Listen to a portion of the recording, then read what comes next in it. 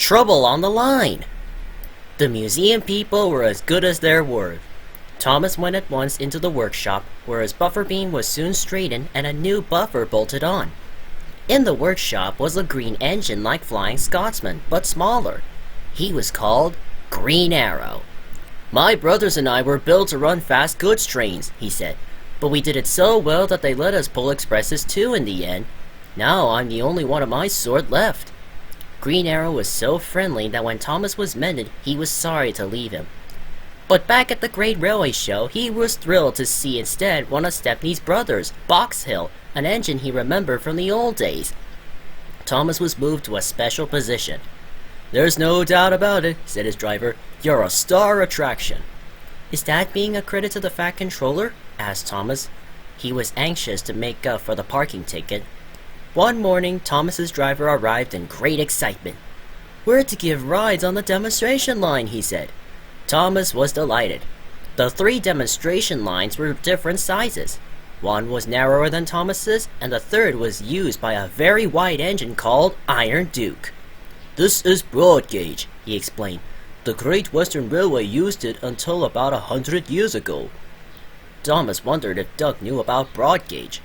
It would be nice to tell him something about the Great Western, he thought. The engines had to take great care because of the many visitors. Thomas was anxious.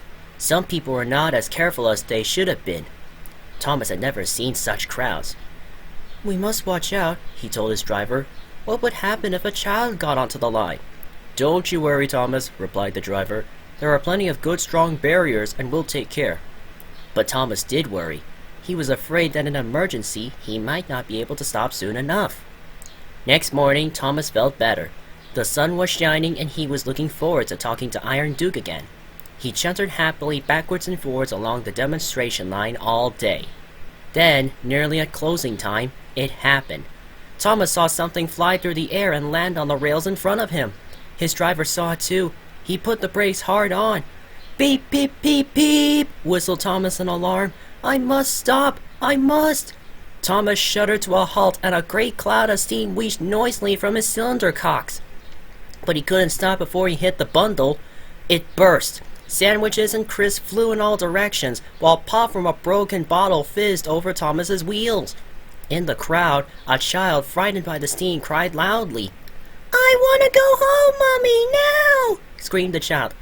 "You noisy great engine!" shouted his mother, waving her fist at Thomas. "I'm going to see the manager!" "Oh dear," thought Thomas.